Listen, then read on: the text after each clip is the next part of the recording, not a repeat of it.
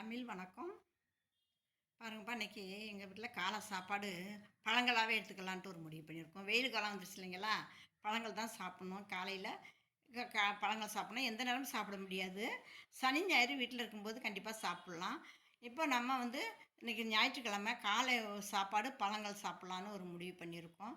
இப்போ நம்ம பழங்கள் என்ன பழங்கள் இருக்குன்னு பார்க்கலாமே.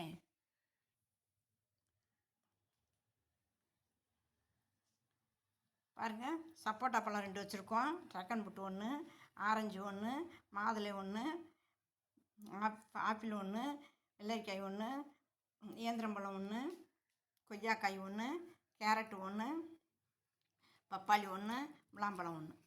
இப்போ மொத்தம் எத்தனை பழம் வச்சுருக்குறோம்? 1, 2, 3, 4, 5, 6, 7, 8, 9, 10, 11 பழம் வச்சுருக்கோம்ப்பா. 11 பழம் அதில் வச்சுருக்கோம். இது 4 பேர் சாப்பிட்றது மாதிரி வச்சுருக்குறோம். இதை கட் பண்ணால் ஒரு 4 பேர் சாப்பிட்லாம்.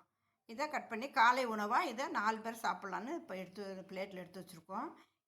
இதுபடி மொத்தமாக ஒரு ஆள்லாம் சாப்பிட முடியாது. ஒரு 4 பேர் சாப்பிட்லாம். இது எந்த நேரமும் நீங்கள் செஞ்சு சாப்பிட்டுட்டு இருக்கோம், உங்களுக்கு நேரமெல்லாம் கிடைக்காது.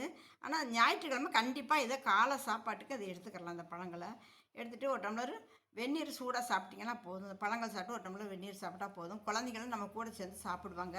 இது மாதிரி நம்ம பிளேட்டில் எடுத்து சாப்பிடும்போது குழந்தைங்களும் நம்ம கூட உட்காந்து நம்ம சாப்பிட்ற மாதிரிக்கு அவங்களும் சாப்பிட ஆரம்பிச்சிருவாங்க. அவங்களுக்கும் அந்த பழக்கம் கிடச்சிரும்.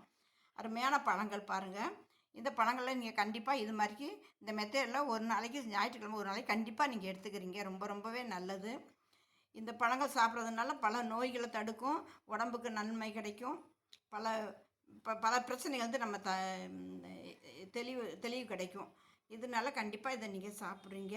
உங்கள் ஃப்ரெண்டுகளுக்கு ஷேர் பண்ணுங்கள். குழந்தைகளுக்கு கண்டிப்பாக அது மாதிரி ஊட்டுங்க. நீங்களும் இது மாதிரி செஞ்சு சாப்பிடுங்க. ஞாயிற்றுக்கிழமை வந்துச்சுன்னா இதை ஞாபகப்படுத்தி கண்டிப்பாக இந்த மாதிரி பழங்கள் வாங்கி சாப்பிடுங்க. ரொம்பவே நல்லது உடம்புக்கு. தமிழ் வணக்கம்.